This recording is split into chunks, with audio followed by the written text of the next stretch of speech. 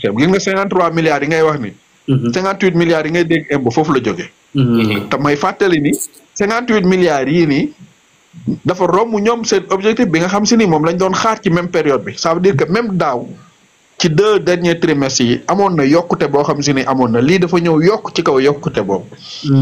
day firndeel nag li Ousmane Sonko doon wax daal ni nag dëgg-dëgg Sénégal rien que bu ñu fayee impôt normalement soxlaawuñu di lever yenn xaalis wala ñu jël yenn engagement yi au niveau international. donc loolu daal sëñ Moussa. jàpp naa ni ñaar yi crédibilité. confiance ak nit ñi xam ne xaalis bi comme ñoom ni ko Ousmane Sonko waxee chaque franc chaque centime. bu ñu lever dañ koy investir foo xam si ni day am njeexital ci population bi. looloo waral nit ñi am confiance di dugal seen xaalis. jaajëf wax ji am na solo Djibril. waaw macha allah je pense que ñaari financiers yi wax nañu. muy grand Famara ak grand Moustapha patriotes yi je pense que ñoom c'est les spécialistes. man li may wax rek mooy ab réew lu muy am mooy réputation. xam nga tey jii par exemple ñun ñeent ñii ñu bokkoon koñ. war a uti xaalis ñu war a dem ci borom boutique bi pour mu lebal ñu. mais borom boutique bi ki xaalisam du ko dugal ci ku mu wóolu loolu marchandise am. balaa moo lebal nit il faut que mu wër ko ne ko kii am na weer bu dee d'abord. te tamit bu ko lebalee dina ko fay. donc Sénégal aussi tamit buy dem ci marché financier yu mel ni UEMOA. du fay fekk aussi yeneen réew. dafay fekk ay Bénin ba fekk fa Côte d'Ivoire. daanaka Côte d'Ivoire nee nañ mooy moteur bi daanaka presque. donc bu duggee ci réew yooyu noonu. ak signature am ñëw doon ut si lu toll ci je pense 150 milliards la doon ut si je pense. yàlla def ko mu am plus de 193 milliards. loolu c'est pas le fruit du hasard. loolu c'est pas le fruit du hasard. loolu pour Sénégal mën a yegg si foofu noonu il faut que mu am benn gestion bu rigoureuse. benn gestion bu am ànd ak transparence mais aussi ànd ak stratégie. mooy tax bu yegsee ci marché financier yi boo leen seetloo emprunt obligataire bi nga xam ne defoon nañ ko au mois d'avril. Sénégal 150 milliards rek la doon leb. mbir yi yéeg ba 405 milliards. Cette fois-ci même pas un mois mu demaat ci marché financier UEMOA doon ut benn montant bi finalement yegg ba 193 milliards. donc loolu dafay wone que stratégie bi nga xam ne Ousmane Sonko teg na ko. c'est une stratégie gagnante. pourquoi mu nekk benn stratégie gagnante ak xaalis bi aussi fan la jëm. xam nga tey jii Ousmane Sonko ak le président Diomaye le tandem bi ñëwee ci nguur gi. lañ njëkk a def mooy raxasaat Sénégal defaraat sa réputation.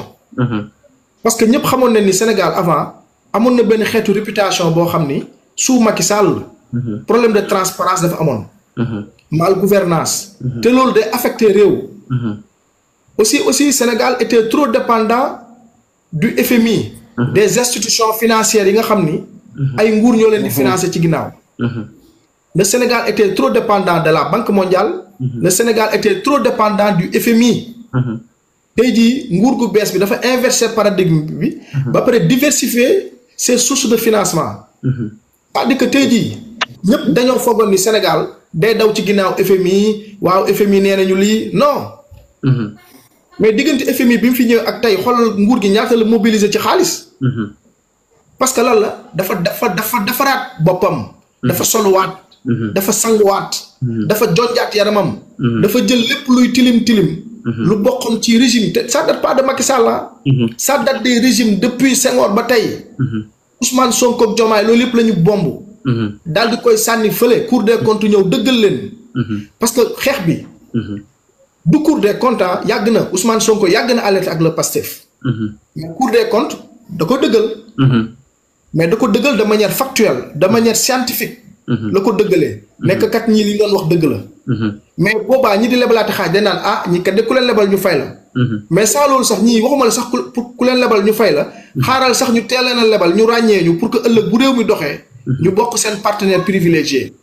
moo tax Sénégal ku fi dugal sa xaalis doo ko rëccu ndax xaalis bi léegi. dematul ci gafa ga ay politiciens. ñu koy defee di def ay blanchiment d'argent. ngay gis ay nit en moins de 3 mois ñu nekk ay multimilliardaires. loolu dafa jeex. Sénégal gisatoo fi benn directeur wala benn ministre bu am fitu sàcc xaalisu réew mi. ku koy def da ngay xaru. donc loolu yëpp loolu yëpp les partenaires financiers dañ koy gis parce que am nañ ay nopp Sénégal. te nag dafa am ay conséquences. conséquences yi mooy bu gars yi demee ci marché financier yi. da leen di lebal xaalis. mais aussi tamit mu am benn deuxième point. mooy le programme Sénégal 2050. parce que xaalis bi ki lay lebal foog mu xool kii foo koy dugal ak fan la jëm. boo ñëwee gars yi teg benn programme tuddee ko Sénégal 2050.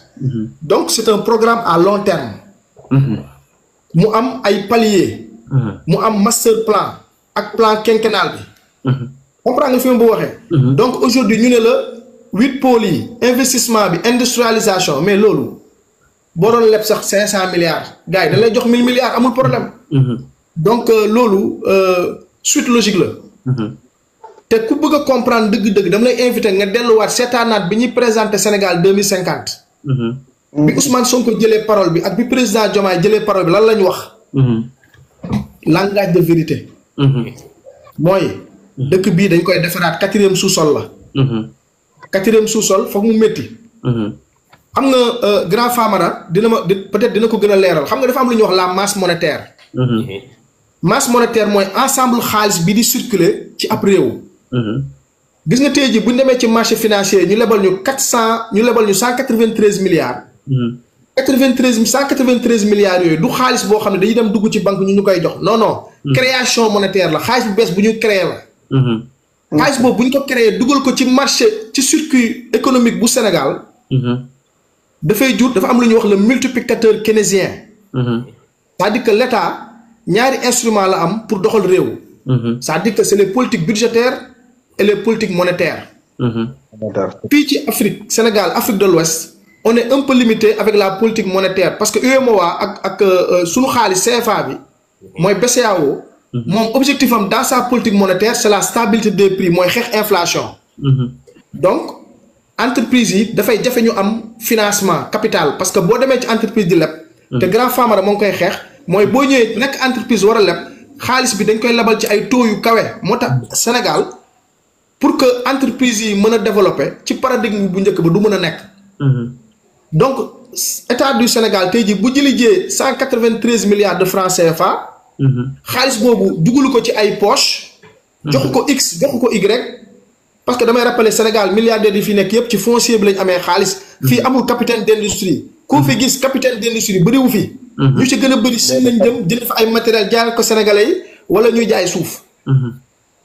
kon boog 193 milliards yi bu ko nguur gi jëlee bu ko investiraatee ci biir réew mi automatiquement da ngay gis ne nu mu tuddee sax multiplicateur keynésien bi daf day dugg Sénégalais yi commencé waat téye liquidité.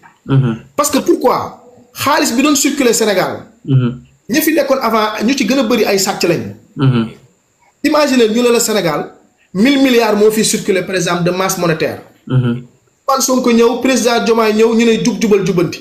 mais 1000 milliards yooyu ñaka moom dañuy dem gas ba mu xor suul ko. denc ko. mais kon c'est très normal que yow mii xaalis bi doon circuler doo ko mën a gis parce que fii ñi fi am xaalis foncier la. luubal. ak commerce jënd ñëw jaayaat. kon boobu nit ki bu ñëwee ne ah ñun kat dañuy jubal jubanti. que Dakar dañu fi investir noonu la ñuy dem investir ci yeneen région yi.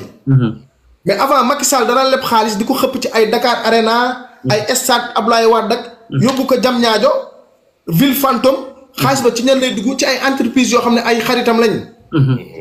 donc loolu xaalis boobu du circuler. ñooñu bu ñu tee seen xaalis dañ koy dem làq ci ay paradis. mais léegi demeetul noonu xaalis bi léegi dañ koy investiraat ci Sénégal. Sénégalais di ci mën a jàpp donc kon boog tey jii. képp kuy économiste. képp ku am gis-gis bu leer. képp ku am dégg-dégg. xam nga ni Sénégal ala kulli àll ci dëkku naataange lañ jëm. loolu nasaraan yi ñoo ko gën a xam. marché financier yi ñoo ko gën a xam borom xam-xam yi ñoo ko gën a xam. ñii génn di wax. amuñu xam-xam wala dañuy jéem a luubal bopp Sénégalais yi mais chaque jour rek que Dieu fait Sénégalais yi dañuy am persuasion dañuy gëm li ne te dinañ gis ne réew mi mooy gën a avancé. voilà loolu man mooy sama conviction te lii jàpp naa ni du dara. man jàpp naa ni Sénégal des na tuuti dina génn ci marché financier ñu lebal ko ay 2000 milliards. des na tuuti gis nga FMI. il a intérêt à financer le Sénégal topp ci ginnaawam. parce que Sénégal fu mu toll nii li mu am ci ay ressources. mais Sénégal lépp gongo. te te ressource bi njëkk bi am Sénégal am mooy jàmm ak salaam.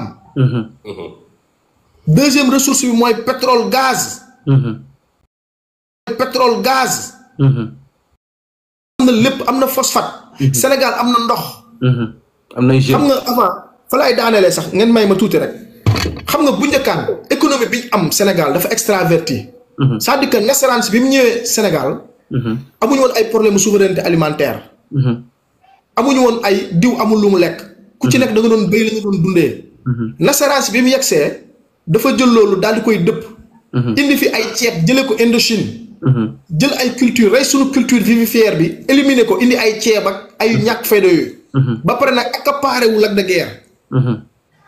ba pare nag di toroxal nit yi système boobu noonu moo doon dox di dem sous Senghor sous Abdou Diouf sous Abdoulaye Wade sous Macky Sall ba tey jii nii yegg si régime bi ñëw daal di dëpp lépp sànni. kon mbokk lii du dara c'est à féliciter. et di ñaanal nguur gi. vraiment yàlla jàppale leen jubóole leen pour réew mi mën a jëm kanam. voilà je pense que pour bañ a guddal rek. non débat bi dafa neex dafa mel ni dama tiim ceebu ganaar quoi ak xaw ma ceebu jën ba am suul ak bëgg ni muy neex ni ma ko débat bi dafa neex quoi gars booy ñu ngi saa mais Famara gars yi mais naka la gars yi doon mën a def ba Sénégal yi di fay impôt pour yéen naka la si gars yi mën a def ba Sénégal yi di fay impôt man doon naa ci waxtaan ak benn waaye ma ne ko man su ma sañoon état bu Sénégal dañuy def ay permis de travail maanaam képp kuy sénégalais ngay dawal taxi ngay maçon ngay menuisier ñoom benn brigade boo xam te day contrôler loolu ñëpp am permis de travail ba pare permis de travail boobu noonu bu ko ñëpp amee ak li nga wax ni livre A bi dina xali poste sénégalais am parce que bu ñu demee ba leen léegi xaalisu pétrole bi ku ci nekk da ngay jël sa wàll chaque année mais mun nga foo nga am livre à compte à la poste sénégalais dem comme ni Dubaï def ëllëg on sait jamais mun nañ dem ba bénéfice bi sénégalais bu nekk war a mën a am dara ñu mun la ko yónnee ñu ni il faut ñëpp am livret à carte compte bancaire am sa carte mais naka la ñu mën a def ba sénégalais yëpp di participer sénégalais moom pour ñëpp dem fay impôt dina xaw a jafe mais ban système la gars yi mën a dem nga xam te ni sénégalais bu nekk dina am lu muy dugal na loo ci xaar ci loolu. mais Mouss. mais Mouss ñi weesu nañ foofu. Premier ministre Ousmane Sonko ak président Diomaye. mais ñoom dañoo opté pour la digitalisation gis nga xarala yu bees yi. ca la ñu wéeru. pour mën a def lépp. xam nga dëkk buy dox. kii nga xam ne tey dafa nekk Saare Maodo Danjo. nekk fële ci Vélingara di liggéey. yor smartphone am. di am ay opération. di def ay achat. di def ay vente. mais kooku am na activité économique. boo xam ne avec la digitalisation mu ngi koy rapporter. léegi nag ñoom. yeewu bu ñu yeewu mooy dañoo ñëw. opter pour la digitalisation. moo tax pour que Sénégalais yi fay impôt. pour que gars yi échappé. du yomb.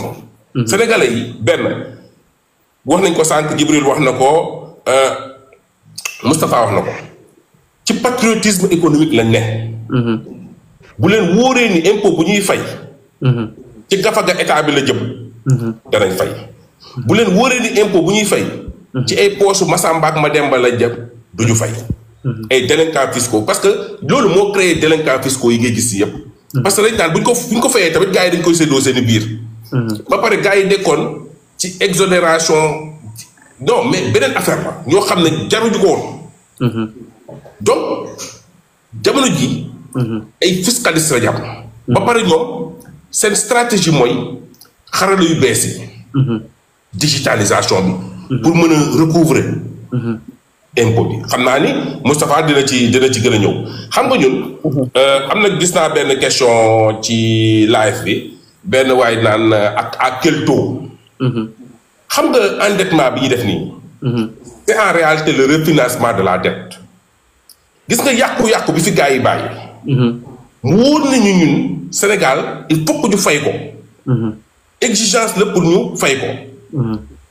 ba pare ñu jàpp FMI daw. moo tax premier ministre Ousmane Sonko bu muy ñëw au pouvoir. di wax ni nous avons un état en ruine. gars yi dégguñu fu muy waxee. c'est parce que dañ leen a xojoon ñoom fépp. investisseurs yi toog téye seen xaalis di xaar ba pare ñii surendetté dëkk bi lépp benn bor boo xam ne force ñoom dañ ko war a fay te pour que ñu fay ko il faut que ñu dem lebi pour mën a fay parce que en réalité bor bu ñuy leb yëpp pour mën a refinancer dette bi la. HEC Paris dañuy wax ni dañu doon jàngal dañuy wax ni l'entreprise économique est plus importante que la finance. gis nga suñu taux de croissance bi ñuy am nii. 8,4% keroog waxtaan nañ ci. prévision wu FMI bi. ñun bu ñu neexee leb ci taux 8. parce que sa croissance bu dee moo ëpp taux ba ngay lebee. baax na. li bon mooy taux ba ngay lebee ëpp sa croissance. mais ñoom croissance bi ñuy liggéey permettre na leen ñoom ñu leb ba 8. moo tax kii di wax ci live bi naan à quel taux ay 7% yooyu mais c'est bon. parce que l'essentiel c'est pas la finance. l'essentiel c'est l'entreprise économique. fan la ñuy dugal xaalis bi. koom bi Jibril wax na ko. gis nga. xam nga xaalis bi bu ñu ko investir. day créer emploi. day créer emploi day tax économie bi di dox. parce que ay investissement la. day permettre aussi yenn entreprises yi di dox. Sénégalais yi mën a jot ci xaalis bi. muy circuler. loolu c'est très important ci endettement bi. léegi nag ñoom à côté. dañoo bëgg industrialiser dëkk bi. bëgguñu rek dëkk bi yem ci ay tabax stade ak ay tabax nangam ak ay tabax nangam déedéet dañoo bëgg Sénégalais yi di créer de la valeur. di créer de la richesse. ci loolu ñoom la ci teg seen tànk. te loolu ni ñu koy defee mooy dañu ngi créer ay plateformes. pour permettre les très petites entreprises ñu formaliser wu. boo bëggee am linéaire boo bëggee kii jaratu sax yenn saa léegi ngay déplacé wu. fa nga toog ngay dugg ci plateforme bi remplir formalité yi def lépp sur place. donc comme ñoom ñu ngi contrôler entreprise yi fi ne. mais recouvrement impôt bi day yomb. parce que xam nañ yenn entreprise parce que ñu ngi pousse Sénégalais yi pour ñu formaliser wu. parce que Sénégal fii bëri dafay entreprise yoo xam ne dañuy def ay chiffres d'affaires yu énorme mais duñu fay impôt. parce que dañuy nekk dans l'informel wala di def ay fausses déclarations wala et cetera et cetera. mais avec la digitalisation ak stratégie financière bi ñuy teg. pour échapper dootul nekk lu yomb. dootul nekk lu yomb gis nga fii quelque temps même vente en ligne yi ngay ci internet beeg yooyu yëpp danañ leen gérer parce que loi baa ngi fi danañ leen gérer ba nga xam ne ñoom ñëpp danañ fay impôt te ñëpp bu ñu fayee impôt kenn waru ko caaxaane ci dëkk te ñii ay fiscaliste lañ. kenn waru ko caaxaane ci dëkk. impôt mooy tax tey ñu mën a lijjanti suñu problème yëpp. ki war a faju te amut mën a faju. ki war a jàngi te amut mën a jàngi. kii dëkk yi nga xam ne amuñu tali ñu mën leen defal tali. dëkk yi nga xam ne amuñu hôpitaux ñu mën leen et cetera et cetera et cetera donc sénégalais bu ñu demee ba comprendre. ak éducation financière bi. ak utilité impôt. je pense que seen patriotisme économique. dana leen yóbboo du ñu caaxaanee fay impôt. loolu la Moustapha Sànq di wax par rapport ak xaritam boobu nga xam ne dafa décider fay impôt pour que état bi mën a am moyen yoo xam ne dana doxal politique am parce que en réalité moom comprendre na ni ñii ci dëgg la ñuy dox te impôt mooy tax ñu mën a réaliser projet yi. te xaalis bi bu leen ko joxee danañ ci réaliser projet yi waaye duñ ko jël du ko dugal seen gafaga wala du ko dugal seen i poos. donc xam naa ni dañuy taf-tafee parce que 20 minutes ci descend mais dama gis état bu Sénégal ànd ak ADP ma dimbale presse bu Sénégal 12 maisons de presse mu dimbalee leen presque 384 millions.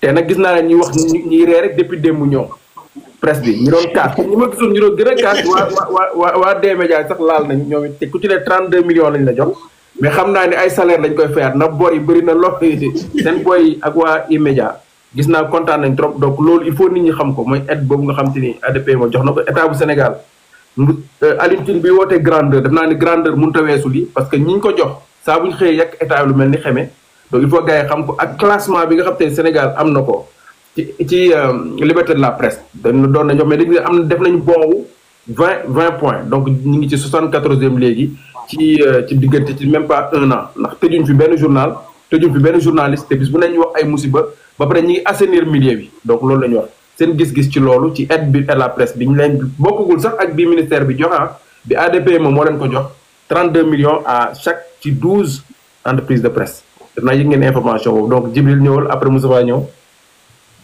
waaw macha allah donc xam nga moom presse moom dafa am importance te régime bi moo ngi koy wane. je pense que bi mu yegsee jéego yi mu jot a teg. tegu ko pour museler presse bi mais ñoom lay jëriñ rek te tey booy xool ñi gën a critique sax ñi gën a critique ci régime bi. daanaka tey ñoom ñooy njëkk a jëriñu ci financement état bi. donc loolu dafay firnde rek ne état bi dafa nekk ci benn logique boo xam ne amul parparloo. dafa nekk ci logique bu dëgg. mais sauf que quelque part kuñ ci laal rek arrangé wu la da ngay daw yuuxu manipulation dañ maa bëgg a tëj ak dañ may def lii dañ may def lii. alors que ñu ci gën a bëri ci presse bi booy xool. ay politiciens kese ñoo fa nekk ñu ci gën a bëri nag. bëri na fi média yoo xam ni boo xoolee ki ci ginnaaw bu amul parti politique am na mouvement politique. wala tey ci bu ubbee chaîne YouTube am aussi tamit dafa am lu ko métti moo tam ubbi chaîne YouTube am di kaas. daanaka régime bi ñi di kaas ñooñu kese la. mais tey jii boo jëlee la presse dans sa globalité. journalistes yi reporters yi nekk sur le terrain te kenn wu leen gis. gars yi di nekk ci région bi nekk fa ay reporters. di dem di yeewu di filmer. vraiment ñooñu doo leen dégg mais ñoo ngi def seen liggéey. moo tax man ñooñu laay gën a saluer. di saluer initiative nguur gi. ci lii nga xam ni jéego bi teg na ko. te di wax presse bi aussi nañ dem ak dal nañ ànd ak confiance. régime bi newu fi pour yàqal leen dafa ne fi pour jàppale leen. la preuve ban télévision wala rajo nga gis mu def émission ci aide bi kenn amul. gars yi duñ ci wax arrangé wu leen. bu leen arrangé woon dëgg heure bi da ngay gis ñu féliciter remercier l' état mais duñ ko def. mais pourtant état bu xawee laal tuuti rek. ñu nekk fi di yuuxu. mais mën a Ndour Faye ñaata émission la def. di kaas. mais tey xoolal est-ce que dégg nga ko. laal na tuuti ci interview mais waroon na def émission comme ni mu ko daan defee. dajale nit yi ñu jot a touché. waxtaan ak ñoom félicité nguur gi mais duñ ko def. voilà donc comme li ñuy wax rek. état moom chaque fois bu defee lu baax moom. bu amul ay nit yu ko siwal dañ koy jéem a effacer mu jaar yoon. donc pour bañ a sori rek. lii lu may saluer la. waaye du lu ma bett man lii bettu ma. te man xam naa ne dinañ yegg niveau boo xam ne aide à la presse dina dem ba yegg ay 10 milliards 5 milliards. parce que c'est un pourvoyeur d'emploi. tout le temps damay wax ne une seconde de vidéo. mën na employer ba 100 personnes. parce que boo jëlee caméraman bi nga jël preneur de son bi jël ki nekk ci satellite bi. jël ki nekk ci télé bi. jël technicien yi. jël monteur bi. jël étalonneur bi loolu yëpp boo ko dajalee ëpp na 100 personnes. te fii Sénégal jeunesse bi ñu ci gën a bëri ñoo ngi ci digital bi. soit ñoo ngi ci YouTube bi ñoo ngi maanaam ñoo ngi ciy suturlu. donc kon boog aide à la presse bii nii comme sànq rek. Famara wax na ko xaalis bi kenn amul fitu dugal ko foofu te dugal loolu moom leer na moom. donc ça veut dire que na jaar fi mu jot a jaar rek bu ko defee nag ku nekk gis ci sa bopp.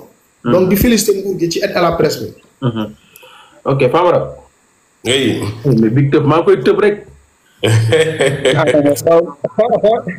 mbokk bi waaye ñëwal big ñëwal. waaw gis nga sëñ Moussa. gis nga tey comme li nga wax rek. geste bi tey moom li ma ci njëkk remarqué moom mooy loolu ñuy wax grandeur. en réalité état bi da ko wane parce que ñi njëkk a jël ci lii phase pilote la 384 millions yi. te Djibril lii du aide à la presse bi de. en dehors de lii ñoom dinañ jotat ñoom it aide à la presse. parce que lii en réalité beneen fonds la bu ñu nekkee phase pilote aide la pour restructurer les entreprises de presse yi nekk en difficulté. donc ñoom dinañ jot montant bi mooy le minimum de je pense 35 millions la. plus ñoom bu ñu defaatee clé de répartition bi aide à la presse bi nga xam si ni bi ministre bi ñëwee dafa lever mooy les redevances bi nga xam si ni daaw ñu ko fay xam nga Canal Horizon nekkoon na fi daawul fay dara. donc bi ñu ko fayloo moom ay redevances am dañoo décider ñoom jël 20% montant boobu ñu yokkaat ko ci fonds d'appui et d'aide à la presse bi nga xam si ni jëlee nañ ko de 2 milliards yóbbu ko ba 4 milliards war ko séddale entreprise yi nga xam si ni ñëpp état daf leen a reconnaître mooy liste bi nga xam si ni produire nañ ko te bëgguñu woon ñu produire ko en réalité c'était pour ça parce que dañoo xam ne si ku nekk ci liste boobu doo mën a bénéficier wu ci de la presse. loolu moom mooy li nga xam si moom moo ci nekk mais état tey bu doon xeex presse bi comme ñoom ni ñu ko doon waxee xanaa nag wax dëgg yàlla ñi ciy njëkk a jot du doon groupe des médias bi nga xam si ni man jàppee ma leen sax entreprise de presse man honnêtement. parce que ñoom en réalité média la buy def politique. bu am ligne am bi mu jël moom mooy contre le régime en place mais malgré loolu état non seulement reconnaître na ko parce que remplir na critères yi mais bi ñu waree jël médias yi nga xam si ni tey dañoo nekk en difficulté ñu war leen a jàppale restructurer leen état bi dafa génne budget teg ko seen loxo. muy ñoom muy E-Media muy entreprise yu bari yoo xam si ni tey seen ligne ñoom éditorial moom mooy contre régime bi. amul lu baax lu ñu wax ci régime bi depuis ba président bi prêter serment ba léegi et bien avant nag. bi ñuy laaj nguur gi ñoom dañoo taxoon fii taxaw lànk ni ñoom dañuy utiliser seen ay médias pour xeex parce que mu bañ a yegg au pouvoir. alors maintenant li ñu def ni nag lu am solo la comme ni ko Djibril waxee. parce que bu ñu fàtte ni lii c'est des deniers publics de l'État du Sénégal mooy impôt tax yi ñuy wax foofu lañ tibb daal leen di permettre ñoom lu ñu def. man li ma jaaxal ci entreprise de presse yi parce que dañu tàmm ñoom ñu baal ma ko samay xarit journalistes yi nekk ci situation boo xam si ni ñoom lu yomb la ñuy def. léegi yow nan ngay nekkee ci ab dëkk. ni yow da ngay exercer métier boo xam ne si ni tey constitution bi dafa wax ni public bi moo am droit à l'information. maanaam ñun ñii ci seetaan ñun ñoo am droit à l'information. te information bi boo xoolee ñoom boo leen dégloo nag ñoom ñi kaas ñëpp dañuy lire keroog maa ngi dégg Tunkara moom bokk na ci tampalekat yi gën a mag. nee na way article 11 constitution bi daf ni bu ñuy ubbi les entreprises de presse le régime biñ koy ubbee donc amul autorisation préalable foofu la yem de mais article boobu noonu dafa am ñaari alinéa pourquoi du lire alinéa 2 bi alinéa 2 bi xam nga lan la wax muus daf ni le régime des entreprises de presse est fixé par la loi xoola moo bi en droit ñi jàng droit xam nañ léegi pour quand bu ñu utiliser verbe d'action moom mooy verbe être bi ba pare ñu utiliser benn mot benn mot bu am solo mu ne est fixé par la loi donc condition yi ngay exercer yow sa entreprise de presse noo koy ubbee naka ngay exercer sa activité c'est prévu par la loi léegi nag xam lan mooy régime en droit régime mooy l'ensemble des règles juridiques bi appliqué wu ci ab secteur wala ci ab nit waaw mais ministre bu bees bi nga xam te ni jàpp naa ni c'est le meilleur ministre de la communication bi maanaam peut-être ci kanam dinañ ko xam parce que réforme yi mu def en moins d'1 an bariwul ministre yi ko fi def xam nga ministre bi lan la def muus dafa ñëw jël code de la presse jël les différents régimes yi am yëpp mu codifier ko dugal ko ci système loolu donc la def deful leneen na boo xoolee même boo duggee booy inscrire ci plateforme bi articles yi niñ ko cité da nga war a am directeur de publication da nga war a am rédacteur en chef lii moom mooy kii yi mu war a am nu mu tudd expérience professionnelle bi lii mooy diplôme yi mu war a présenter carte de presse bi yooyu yëpp c'est prévu par le code de la presse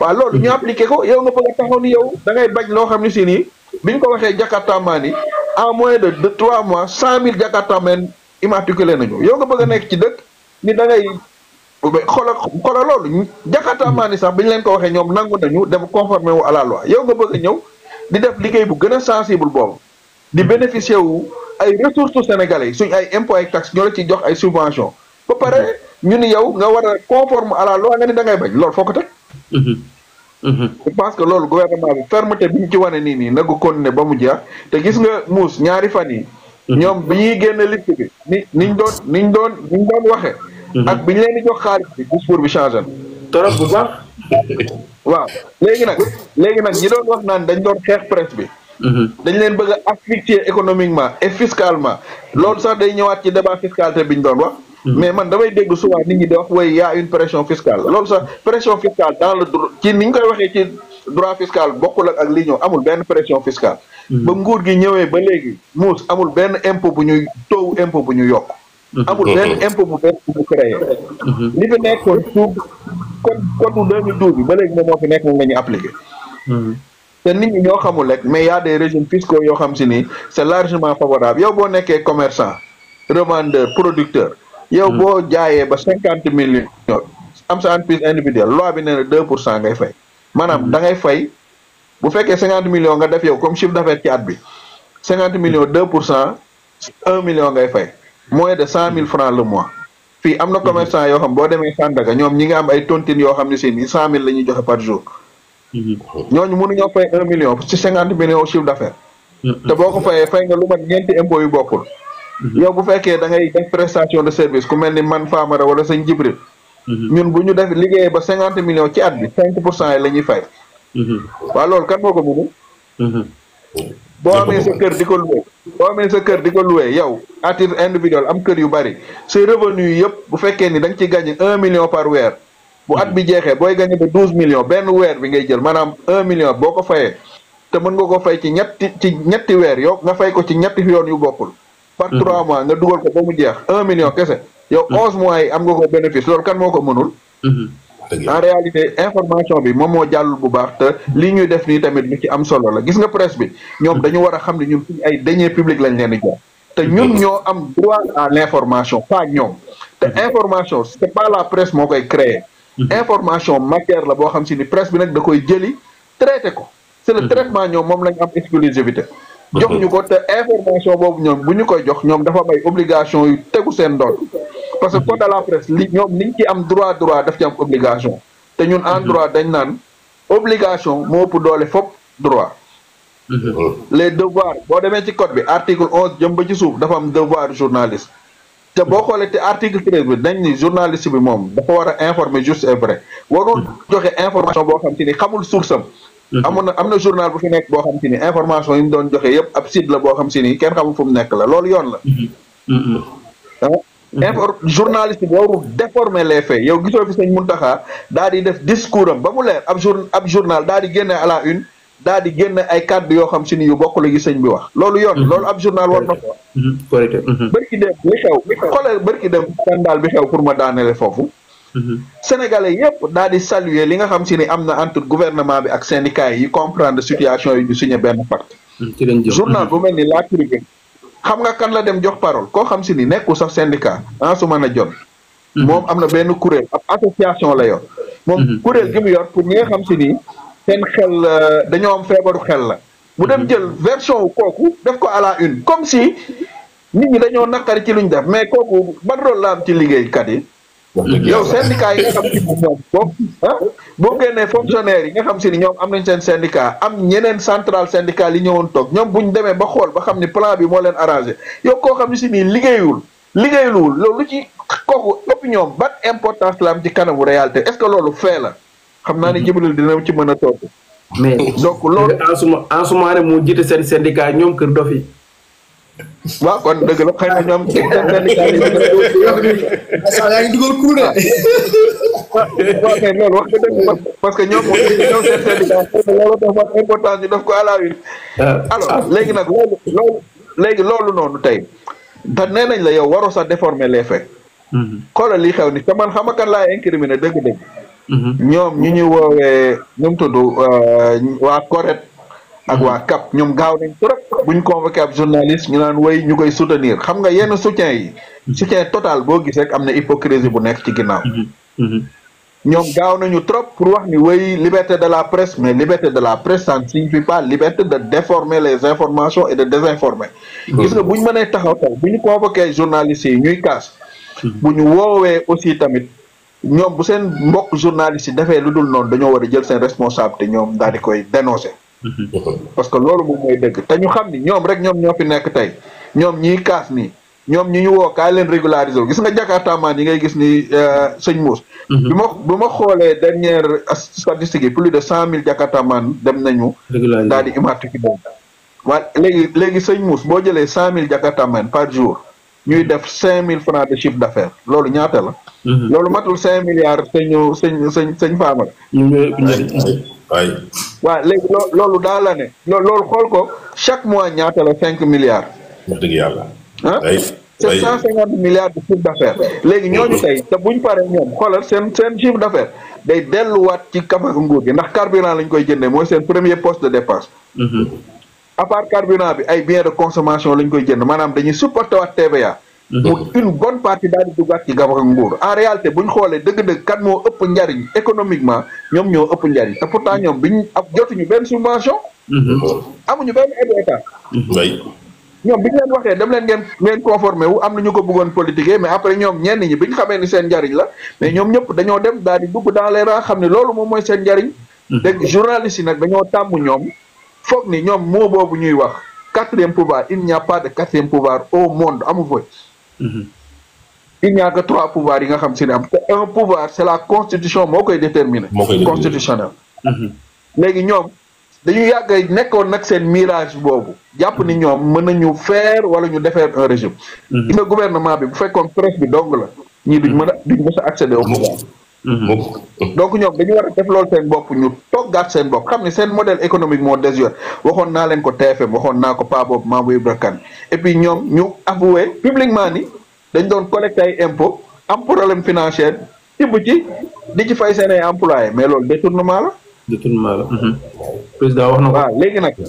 waaw léegi nag li xew moom mooy ñëpp a war a fay ay impôts ñëpp ci Sénégal ñoom amuñ ci privilège bu ñu leen ko mayee ñoom li leen président wax rek un président de la République quelle que soit son importance amul pouvoir baale ay impôts muus amul muy France ak muy États-Unis muy fépp parce que impôt yëfu peuple bi la. donc voilà il faut que ñuy timing bi ñu koy xool quoi. sinon on tire dans la longueur te duñu sori ci waxtaan ngeen baal ma nag. débat bee neex nag. il faut que nekk dafa neex de. débat bi neex na nooy na. parce que saa waay fi am solo. te mi ngi tàllal di dem. gën a yéeg mi dem ba 600 personnes. sinon du ñu dugg foofu. débat bee neex na fu mu laal dafa baax de. non fi mu laal neex na lool mais sujet yi ci topp. waaw baax na. solo te xam nga suba dañuy liggéey. te xam nga sujet il faut que ñu brosser ko tamit. pour gars yi mën a. nañ ko may mu daaneel. saa daa yeggaleel. mais macha allah Moustapha li nga xam ne solo macha allah. jërëjëf Jibril vraiment maa ngi daaneel mooy ñoom tamit dañu war a xam ni ñi nga am faveur ci état bi faveur yoo xam si ni ci poosu peuple bi lay jógee. donc peuple bi nag moo tànn ay nit te ñoom ñoo demandé woon ni ñu assainir seen milieu pas gouvernement bi ñoom ñoo def seen assise ba wax ko. léegi ñu gis gouvernement bu ñëw nag ñoom li ñu déterminé woon ci seen ay conclusion assise ñu koy mettre en pratique ñu bëgg a ñëw braqué wu. loolu mënut a am il faut ñu xam ni ñoom dëkk bi kenn dénku leen ko. ñenn rek ñoom la fi peuple bi jox mandat ni leen doxal leen moom mooy ñii ñu fal. ñoom nag ñoom ñooy gérer politique yëpp. politique ñu mën a gérer politique bu suñu armée suñu défense nationale suñu impôt ak suñu ay taxes noonu la ñuy defar noonu la ñuy définir suñu politique naka la ñuy diffuser naka la ñuy traiter information ci ab dëkk. donc bi ñoom ñooy tànn seen bopp naka la ñuy doxee. donc loolu rek laa ci bëggoon a fekk jërëjëf sëñ Jibril am nga solo xam nga débat bi tamit moo xawoon am. mais Jibril nu ngeen gisee discours président ci 1er mai bi am solo ak discours président Ousmane Sonko discours bu am solo te nag dafa mel ni processus la depuis bi président Ousmane Sonko wootee Grand Théâtre bi mu defee d'abord exposé ci lu jëm ci finance yi Sénégal fi mu toll wala affaire yi démarré mu continuer ba woo syndicat yi fële Grand Théâtre wax ak ñoom waxum vérité foofu noonu amul tappale lépp dafay leer ba mu jigi mu am conclusion fii ma recevoir fii démb benn ancien ministre président Abdoulaye Wade moom la amoon fii démb débat mu expliqué ni lii Sénégal def ni musul am c'est la première fois depuis mun loo xamante ni la neexul du neex opposition bi du neex yenn journalistes yi donc débat discours président Ousmane Sonko def ak président Diomaye ak li nga xamante ni réussir nañ ko ban gis-gis ngeen ci am. ñu commencé waaw Mouss damay rek nga may ma tuuti rek ma wax tuuti ci presse bi tuuti rek. parce que waxuma ci woon. waaw waxoo ci woon xam nga presse bi dañ ko yàqoon Sénégal. par loo am. mu piéger yàq information bi nga xam ne dañ ko war a jox population bi. président Diomaye ñëw bëgg a defar presse bi bu mu ko bëggee defar ñu bëri taxaw naan dafa bëgg a ren di presse bi mais ñi ko doon wax tey war nañu rus. parce que ñu ngi door a comprendre ni. Diomaye dafa opté pour presse bu autonome. bu responsable. bu njëkk ba presse bi amuloon autonomie. bañ nañ ba dañ doon wax ni ay journalistes alimentaires lañu am. da nga leen di jox xaalis ñu waxal la. da nga leen di jox xaalis sa information ñu jàllale ko. seen yoon nekkul ci traitement bi seen yoon nekkul ci dëgg la wala du dëgg. donc mbirum parloo lañ doon def tey ñu ñëw di leen jox ay subventions yoo xam ne ay aides yoo xam ne day tax ñu am benn autonomie parce que bu ñu amee autonomie rek waxal Sénégal tant que ñu ngi dépendre ci ay politiciens yoo xam ne ñoo leen di manipuler doot ñu waxal la ci Sénégalais doot ñu joxati information Sénégalais information bu juste mais dañuy liggéeyal ay politiciens tey gis nga ñu ngi leen di jàppale d'abord dañoo commencé par organiser leen te loolu ci seen sag la ñoom sax seen bopp ñoo yàgg taxaw ne tout le monde est journaliste ku nekk mu ngi ibbi organe du n'importe quoi c'était un imbroglio boo xam ne ñoom seen bopp dañ ko doon dénoncer mais nag paradoxe bi mooy bu ñu ñëwee pour organiser leen nga gis ñoo xam ne comme désordre lañ bëgg ñoom ci désordre rek la ñuy évoluer ñoom ñoo taxawoon fële di ŋaañ mais sénégalais yi ñu ngi ibbi seen bët les journalistes yoo xam ne professionnels et les maisons de presse professionnelles ñu ngi comprendre ni nguur gi dafa taxaw pour doter leen autonomie ak responsabilité te ca lañ nekk léegi nag discours wu PM bi gis nga syndicat yi ñoo gën a métti Sénégal revendication bi mës a jeex premier ministre réussir prouesse bu mu leen signaloo pacte de stabilité non loolu moom wax dëgg yàlla ñu nangu ko ñu bañ ko nangu c'est une prouesse parce que dama xam boo jëlee lu mel ni enseignement rek y a plus de 50 syndicats yi fa ne surtout yow nga dajale centrale yépp teg leen ci feetu premier mai nga xam ne ñoom ñëpp dañoo war a ñëw en ordre parfois dispersé ku nekk di sànni fu ne yow nga fexe ba yow toogloo leen ñu nangul la pacte de stabilité xam nga loolu lu muy wane sénégalais yi dofuñu syndicats yi intérêt matériel ak moraux travailleurs yi ñoo leen tax a jóg bu ñu xoolee ni nguur gii fu mu bëgg a yóbbu réew mi seen njëriñ la njëriñu liggéeykat yi la dañ koy accepter parce que amuñu raison pour bañ ko accepter ba pare syndicalisme dañ ko politiser woon politiser ko ba nga xam ne da nga naan sax syndicat bi parti bii la bokk syndicat central bi parti bii la bokk da nga ko doon gis ni mu visible mais ñi buñ ñëwee dañ koo dépolitiser même Dame Mbodj mii nga xam ne dafa yoroon syndicat bi fële la ko teg fële la teg syndicat bi ñëw nekk donc dañoo boole ñëpp yemale ñëpp ànd waxtaan ak ñëpp ànd déggoog ñëpp ci benn pacte bu solide boo xam ne danañ toog doxal ñoom ñu ciy gis seen bopp te du jar ñuy marche du jar ñuy yuuxu du jar ñuy bloquer système bi parce que grève yi ñu fi doon gis mais jéggi na dayoo moonte de am na ñoo xam ne ñu ngi taxaw ne syndicats yi dañoo war a yëngu parce que ñu ngi dàq ay employés et cetera syndicats yi dem nañ ba comprendre li ñu doon wax loolu yëpp amul en réalité ay contrat yu jeex la te état bi amul obligation pour renouveler ko bu dee waru ko renouveler donc ils ont compris parce que c'est des intellectuels des porteurs de voix te dañoo am expérience ci syndicalisme donc syndicalistes yi man dama leen di féliciter di leen encourager di leen wax ni yoon bi ñu jaar nii boobu la te buñ fa tegee seen tànk ak régime bii tout sera transparent parce que PM wax na ko lépp lu ñuy def danañ ko def ak ñoom te buñ ko defee ak ñoom danañ ñoom indi seen i grain de sel danañ ci indi seen i suggestion danañ ci indi seen i observation bu boobaa jarul ngay génn jarul ngay def di bloquer système jarul ngay tëj école jarul ngay nekk fii di génn di sànni xeer je pense que dañ leen inviter à une sagesse même dafa inviter tous les syndicalistes toutes les centrales syndicales à la sagesse à la responsabilité pour le bien de ce pays. jaajëf kii bi nga gis. waaw macha allah. je pense que Famara wax na li am solo. mais man sama xol dafa sedd xam nga bu ñu fàttaliku syndicat yi njëkk nañ rencontrer le premier ministre ak le ministre du travail fële na la ca Grand Théâtre. waaw mu xawoon am tuuti tension entre ñaar yi. parce que syndicat yi moment yooyu noonu je pense que comprendre lu woon fan la premier ministre bëgg a dem. mais bi premier ministre jëlee parole ba wax. je pense que seen xel dal na. gis nga muus. milliards yi di Sénégal di leb. mais fan la jëm. circuit économique bi lay dugg. te bu ne circuit économique dafa am ñaari acteurs clés. muy les ménages et les entreprises. les ménages ñoom ñooy presque syndicats yi parce que c'est les employés. ñoom la ñuy fay salaire ñu dundal seen njaboot investir. Les entreprises c'est le patronat. ñoom ñooy am capital investir ko employé di am ménage yi mën a am fay ménage yi mën a am pouvoir d'achat. Pour la première fois le 1er mai 2025 président de la République génn. wax premier ministre génn wax ñoom ñëpp ñu ànd déggoo daal di signer benn pacte de 3 ans.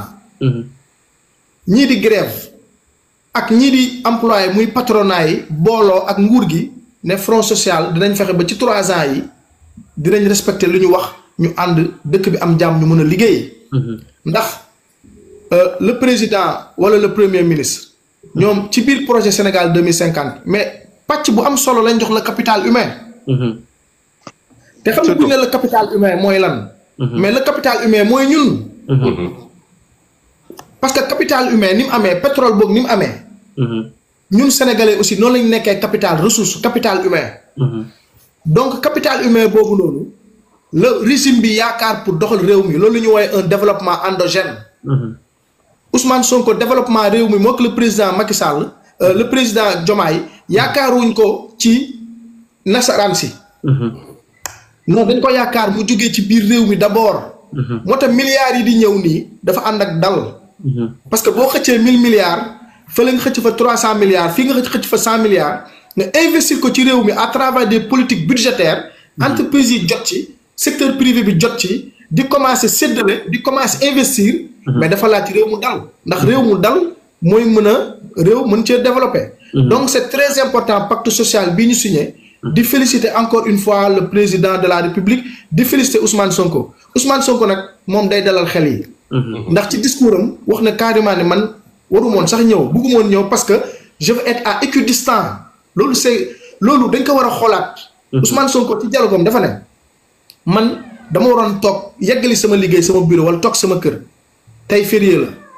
parce que jàpp naa ni moom moo war a nekk ci digg bi entre le ministère du travail ak patronat yi ak syndicats yi ak syndicalistes yi. pour mën a juger pour mën a nekk ci digg bi tëddee njaaxaanaay. mais nee na dañoo insister moo tax mënu woon ñëw. mënu woon ñàkk ñëw. mais bi mu ñëwee aussi dialogue bi dafa leeral dafa dalal. ça c'est le tandem. kii buy dugg fii kii du génn fële boo xoolee tey. président de la République moo ngi Gabon. macha allah. Gabon ay faa ko.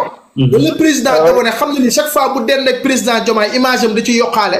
moo tax tout le temps da koy kott da koy téye parce que les stratèges en communication dañ ko ne il faut que ngay dend ak président Diomaye pour sa image di am vitalité. de l'autre côté nga gis premier ministre déplacé wu ci Dakar bi. joxe benn discours bu dal xel. man damay ne sama xel dafa dal. sama xel dafa dal. parce que tandem bi moo ngi liggéey bu am solo donc 1er mai bi pour gàttal. nekk na benn bés boo xam ne macha allah benn victoire de plus la. pour les détracteurs du régime. ñi di wax naan ñii amuñu expérience. ñi amul expérience yi ñooy dugg ci marché financier yi en 2 jours 1 semaine bu fa génne ay milliards yoo xam ni. ñi fi nekkoon pendant 20 ans mënuñ ko. ñi amul expérience ñi ñuy wax nii ñoom ñooy jël syndicalistes yi ak patronat yi boole leen ci benn photo. ñu daal di signé ay pacte 3 ans loolu mosu fee am. donc kon boog dañuy sant yàlla di féliciter encore une fois le gouvernement. parce que moom lu mu liggéey du sàmba alaar amuñu gouvernement sàmba alaar. on a un gouvernement boo xam ni lu mu am ci réew mi la koy dugalaat. donc loolu yëpp c'est à féliciter donc pour bañ a guddal rek. su may wax sama xol léegi damay. damay ànd ak waaye ci Baye Fall la bokk saa day daan jël de. waaw macha allah macha allah. waaye boo ci Baye Fall projet bi la bokk day daanu jël. macha allah. Big Taf ñëwal. waaw ben xam nga li sëñ Jibril wax ak sëñ Famara yokk ci dara day jafe parce que dama ci gannaaw olof def ni ñambaas yàqul sër. vraiment sénégalais yi ak ñi bëgg Sénégal. ñëpp a kontaan keroog le 1er mai. parce que ki nga recevoir démb di def ak moom live l'ancien ministre lim la wax dafa inédit. mooy déggoo bii nii. ci espace bu ndaw bi musta am.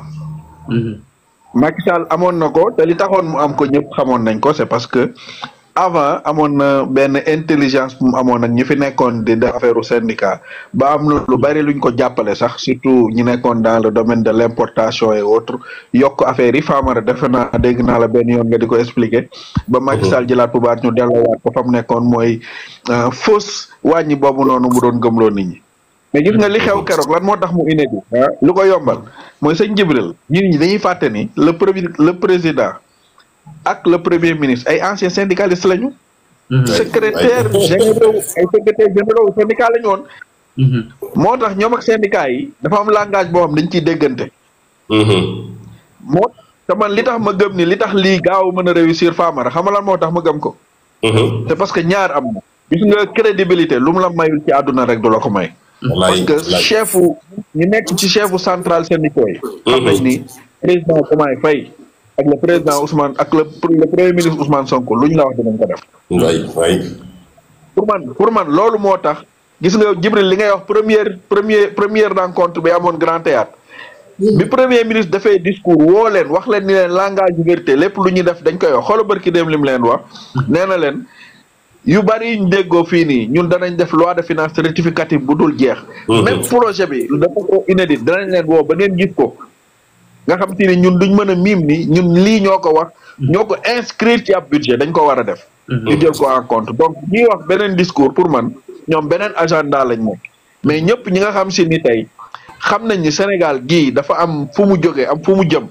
ci ligne bu cohérente nag la nekk mooy li Jibril doon wax gars yi dañ doon wax naan ñii ay amateur la ñoo ay aventurier.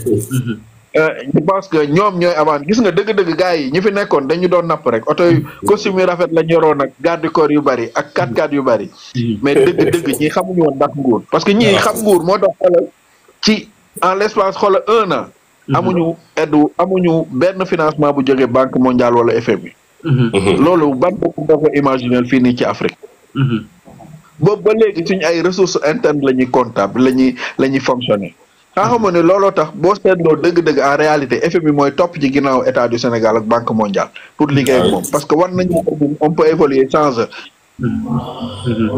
xoolal li xew port mooy li ngeen doon wax li koy confirmer xam ni ku xamul économie rek mooy taxaw naan way Waly Diouf Bodiang du def résultat mais xanaa ñoom Sénégal port mënul bañ a def résultat Waly bu tuddoon këram di nelaw jëlul benn initiative day def résultat xam nga lan moo tax muus.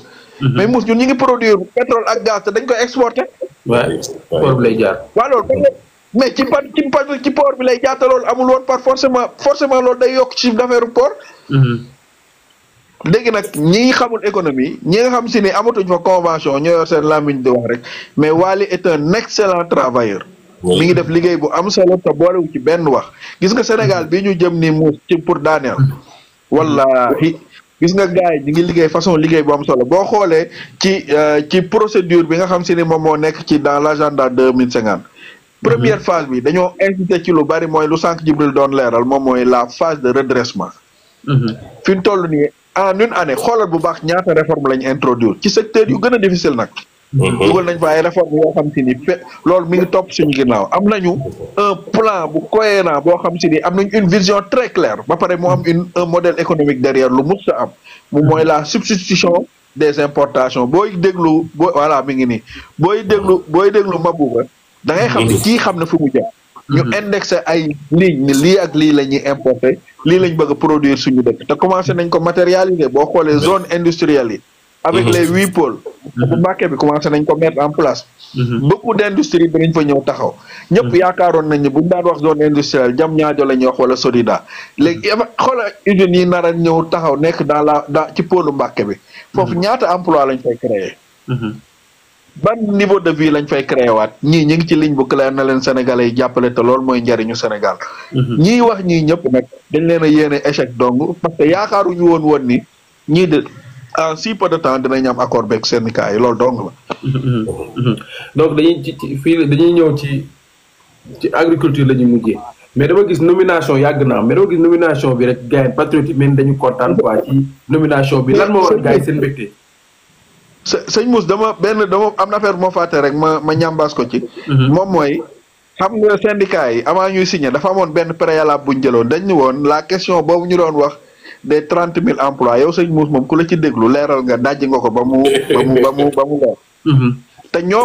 te te li ma ci gën a neex mooy syndicat yi ñoo taxawaat wax ko. ñoo ni ñoom gars yi fi chiffre yi ñu déclaré ñoom biñ toogee ak waa inspection du travail def la vérification loolu amu ci nee nañu ça ne concerne même pas moins de 1000 personnes te les 700 ay contrats yu jeex la ba noppi. ñu jeex la c'est ça loolu moo am. yu jeex la yoo xam ni contrat yu jeex la donc 30 000 gis naa la keroog nga génn seen vidéo bi naan ni 30 000 employés fu ñu leen licencié ab dëkk war na koo yëg. parce que nit ñi damaa jàpp ne dañoo xam ne 30 000 personnes. Sénégal dañoo problème chiffre. désinformation boobu ci amoon ñu jël ko def ko ñu koy wër di ko wax comme si dañoo limogé ay 30 000 personnes keroog signature bi wane na ni loolu tegul woon ci dëgg ay wax bu ñu créé dong la woon. bi ci gën a leer mooy ci 30 000 yi dañ cee boole 600 yoo xamante ni dañuy université Iba Der Thiam bu Thiès la recteur ba bind kii ni ko sa communiqué mu ni fii ci université bi ñi fiy liggéeyee ñëpp ak professeurs yi yëpp matul sax 600 bañ naan 600 personnes dàq nañ ko université bi te ñooñu boole mais loolu lañ def fu nekk bu gisoo seen waa ji et puis ñi ñu dàq noonu ñu ci bari xam nga kañ lañ leen jël ñu ci bari man am naa ci benn xarit directeur mais imaginez nga xam ne Macky Sall mi ngi dem vers le 28 mars ngay jël ay nit di leen signaler ay CDI loolu foo ko teg loolu bu dul sabotage dan la tudd. ñu ci bari loolu lañ doon def donc dafa amoon pratique technique bu ñu jëloon moom mooy la politique de la terre brûlée ci loolu lañ nekkoon mooy li Macky Sall doon def xaar ba mu ko leen day dem muy signé ay contrat wu 450 milliards ci ay usine de dessalement di nommer ay juge nekk cour suprême di nommer ay juge yu nekk ci parquet national financier te xam na ni boobu moom nekkatul président ñoom ci même logique boobu lañ nekkoon dañ doon saboter en réalité. buñ leen fi jëlee ñu mën a ñëw taxaw ñëw naan way dañoo dàq nit ñi ñi ngi ñëw di def te dinañ ci ñëw. boo xoolee les dernières statistiques le taux de chômage a baissé au Sénégal. wàcc na de 2,3. Donc, en termes d'amélioration de la condition de vie et de la création de la valeur au Sénégal, gouvernement Bassirou Diomaye Faye du mën a ba gouvernement Macky Sall ne serait-ce que ci benn at. alors que moom Macky Sall bi muy door a ñëw moom fi mu fekkoon taux de chômage bi muy dem moom da koy yokk. donc gouvernement bi benn at. taux de chômage bi fexe na mu wàcc parce que nit ñi dañuy fàtte ni ñoom bu ñu dàqee 100 personnes yooyu nga xam si ni waruñu leen woon a jël waruñu seen contrat jeex na. mais ñaata nit lañ jël fële nu mu tudd Sonacos. waaw ñaata nit lañ jël ci enseignants yi plus de 2000 enseignants recrutés en toute transparence. ñaata nit lañ jël ci volontaires yi war a dem ci ministère du commerce. en toute transparence ba léegi. ay Azer ñun ñëpp dañu recruter. Azer ak yooyu ak liggéey. chantier yi reprendre xool chantier yi reprendre rek mooy xaalis bi sëñ Jibril doon wax xaalis bi ñu levé nii mais day duggaat chantier yooyu ay emploi yu muy créé la bref je pense que ñooñu daal signature bi tontu na ñooñu doon désenfermer loolu daal laa ci bëggoon a yokk ak la police ñi nga xam dañ leen dàqoon police jëlaat nañ leen sëñ bi mooy 300 et quelques mais man loolu dàquñ leen sax seen contrat moo jeex mais kiyaat nañ leen pour ñu seen ay diplôme ñoom ñëpp dañ leen di jëlaat donc foofu dàq am fa donc non mais nomination Boubacar Camara dafa gis mu ñu bëri kontaan ci quoi gars yi dañ cee bëgg trop ak peut-être li ñuy compliqué ñëpp kontaan ci ba gis am waaw mais Mouss xam nga l'homme qu'il faut à la place qu'il faut Boubacar Camara Sénégal yëpp nangul nañ ko muy opposition muy pouvoir ni borom xam-xam la am na expérience te xam-xam moom boobu mu ngi njëriñ sax ay réew yoo xam ne amana voilà sénégalais yi xamuñu leen donc ku mel noonu wane prouvé buñ ko jëlee tabb ko yenn poste stratégique yi sénégalais yi dañ ciy kontaan particulièrement man mi nga xam ne dama koo xam parce que Boubacar Camara c'est un homme multidimensionnel buñ la waxee ay jaar-jaaram da nga naan mais kii nan la doon jàngee en réalité ba pare nag mu prouver ko ba mu leer ko donc premier ministre Ousmane Sonko bu jëlee ku mel noonu taf ko ci wetam sénégalais yi dañuy gën a am espoir mu wóor leen ni dëkk bi fuñ ko jëmee wax dëgg yàlla fu baax la parce que mécanisme wala élément bu mel ni Boubacar Camara kenn du ko bàyyi à la touche parce que bu njëkk ba ni ñu daan falee mooy yaa ma neex am nga mbooloo am nga militant mën ngaa saaga Sonko ñu jël la jox la poste de responsabilité ñii nag doxewuñu noonu ñii boo xoolee saagakat yëpp sax amuñu si poste kenn amu ci poste daanaka saagakat yi doon saaga kenn amul poste. ay techniciens lañ jël ay borom xam-xam lañu fal ak ñi nga xam ne dañ koo mérité. seetuñu am nga base politique wala amoo base politique. parce que en réalité ñi am base politique nañ leen bàyyi ñu fal leen ci élection yi. mooy lan dañ dem assemblée nationale mairie bu ñëwee ñu gagné seeni mairie ak ñooñu am nañ fu ñu war a faloo. mais borom xam-xam yi nañ leen jël ñu liggéeyal Sénégal parce que ay sénégalais lañ non seulement da ngay doon borom xam-xam mais nga nekk borom xam-xam bu intègre. parce que fii li fi amoon mooy borom xam-xam yi fi xamoon. am nañ xam-xam de mais ay borom xam-xam yu saay-saay lañ fi doon am. yoo xam ne bu ñu liggéeyee téeméer jël fukk ak juróom yi dugal seen poche. jël yeneen fukk ak juróom yi séddoo ko ak seen i mbokk. leneen li ñu jël ko dugal ko ci gafaga moo tax dëkk bi dañ doon liggéey mais du avancé. du avancé. léegi nag Boubacar Camara. man dama ko sànq rek je vois que mu may yónnee message. mais juste parce que xam naa certainement dama ko yónnee live bi pour mu seetaan ko tamit. pour xam un peu xam-xam bu fi génn. parce que dafa nekk nit koo xam ne day déglu. am na expérience am na xam-xam mais day déglu di jàng lu bari. moo tax man maa ngi doon xaar parce que lu ma doon décevoir booy ñu bàyyi ko à la touche. ba seen mandat jeex. mais comme yàlla def na xelam dellu si na. ba mu ñëw jàppale.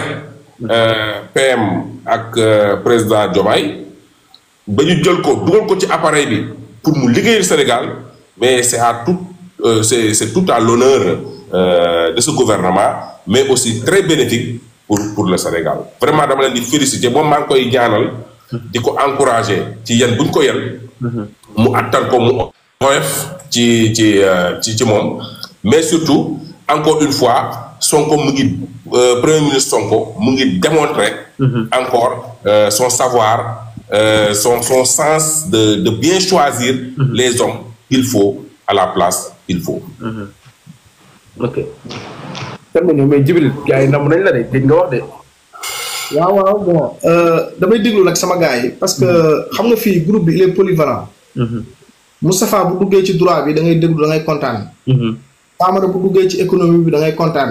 donc damay déglu avec religion. vraiment xam nga nag par rapport ak Boubacar Camara dara bettuñu. parce que il faut le rappeler Boubacar Camara a toujours été un allié stratégique de Ousmane Sonko ndax yàgg nañu ànd. ndax 2019 jàppale woon na ko. mais peut-être 2024 bi da ngay comprendre ne comme ñaari rappeur rek li ma doon expliquer bu yéegee sur scène ku ci nekk da ngay bëgg a dëggal sa bopp. mais waxu campagne la woon rek. mais ku ci nekk xam ne sa morom fan la amalee njëriñ ak lan la mënal. donc Boubacar Camara.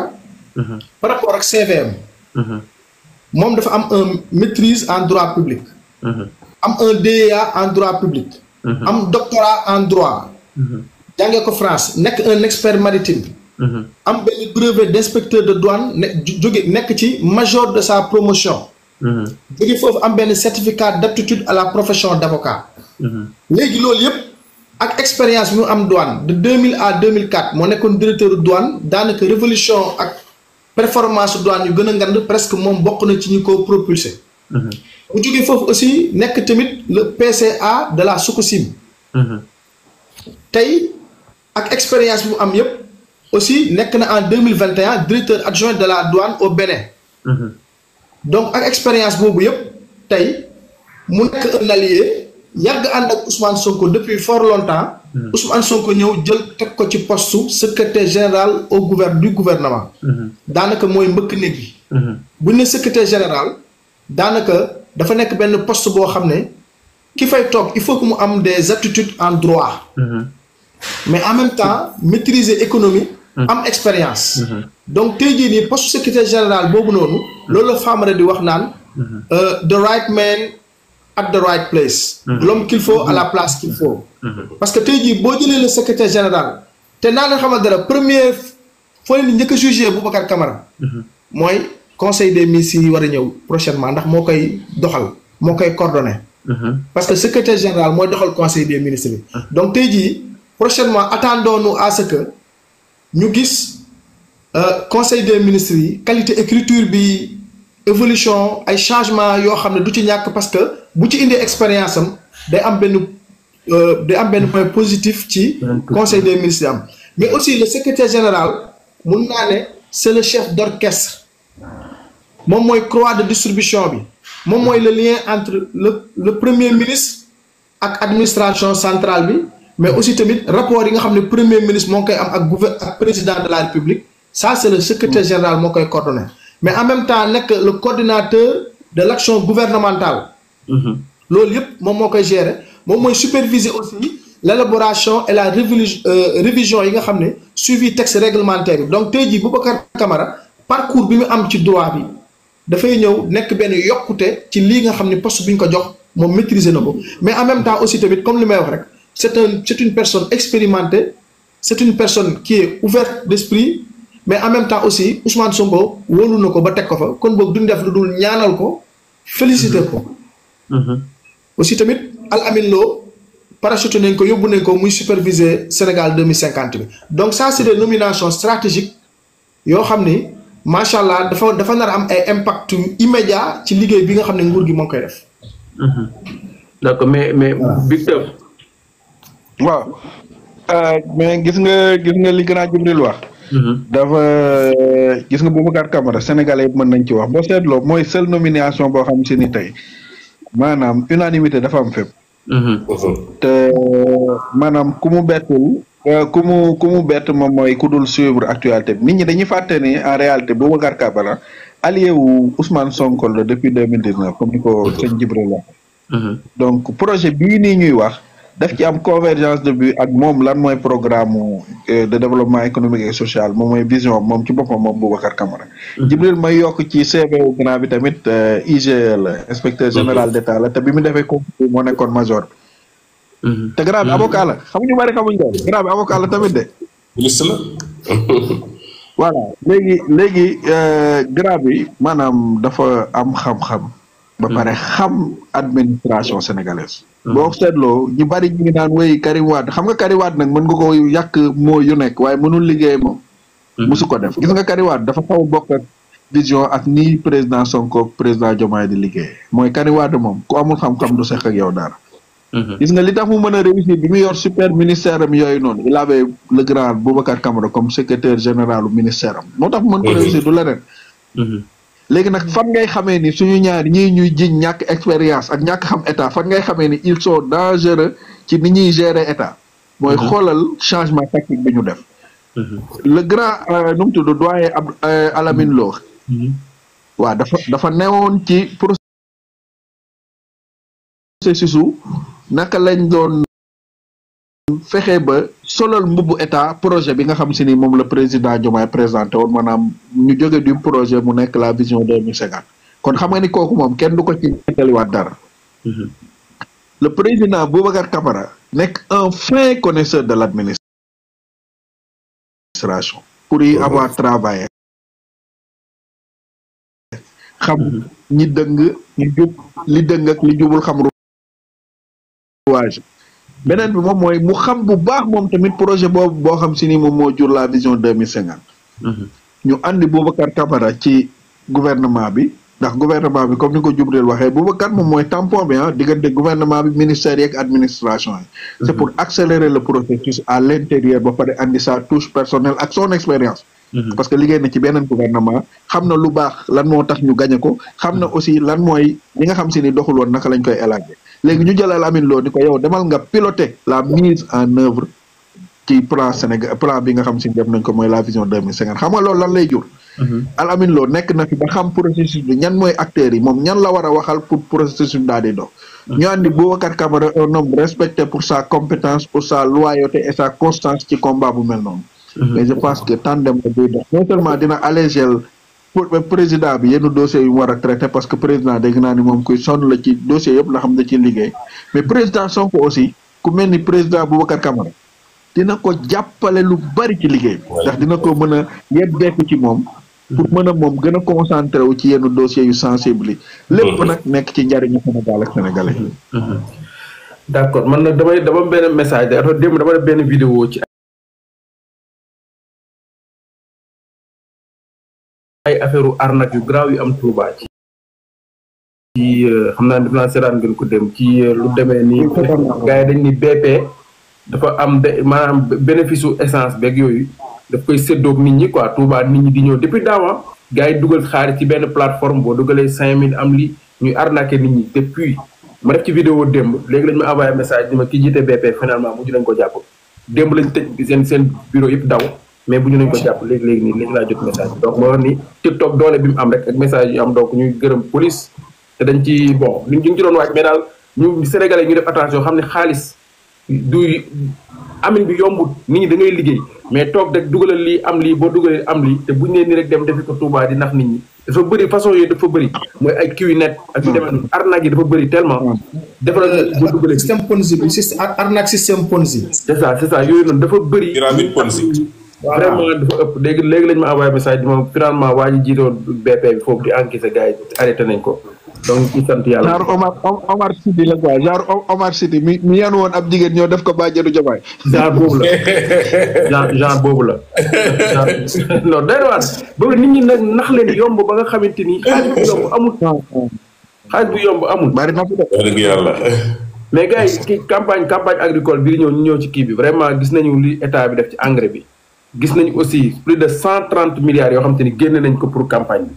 mu leer la ni ñii dañoo pare ak li ñu génne ci matériel ak vraiment maa ngi doon dégganteeg ministre bi affaire microfinance yu demee noonu ci lu jëm ci CSE yi mooy ay affaire pôle yooyu noonu pôle yi ñu war a organiser et tout mais jàpp leen ni gars yi résultat bi ñu nar a am li ñu nar a am bu tawee ren dëgg Sénégal bu tawee ren est ce que gars yi Sénégal pare na pour continuer parce que soble seeg lii état bi da ci def liggéeyam état bi dafa joxe subventionné essence bi carburant baykat yi ñoo ko waxal seen bopp ñu jox leen jiw gratuitement jox leen engrais gratuitement ñu am résultat bi état bi nag mënut a wër di jënd soble si moom soble si dañ koy jox yóbbu fi nit ñi nekk nit ñi dem jënd ko mais est ce que gisu leen ni état bi war na gaaw ci lu mu ko ne ci chambre froide yeeg yooyu na waruñ ci gaaw parce que li ma gis ni ñu investir résultat yi nar a ñëw est ce que Sénégal pare na est ce que pare nañu instant yi pour contenir pour mën a vraiment am ay fu ñuy stocké ak yu demee noonu fi ñu jëm ba pare dafa am lu am Sénégal am na benn usine bi fi inauguré fan yële boori Saint-Louis buy transformer soble dañ ko yëgul wala ñooñu dañoo commencé gud produire wala dañoo pare pour jënd soble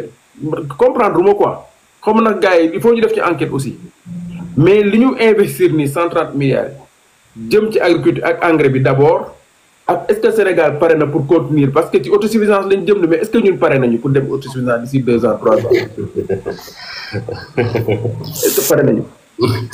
mais Mouss da nga wax dafa am solo. xam nga tey boo xoolee Ndakaaru. da ngay gis ñu bëri foo romb ñee ngi yelwaan ñu bëree dañuy ñëw di fomp say vitre auto ñu bëree nekk ci yoon yi doo xam di cirage ak loolu. gis nga seen métier yu ndaw yooyu ñuy def noonu. daanaka amulul importance économique bi.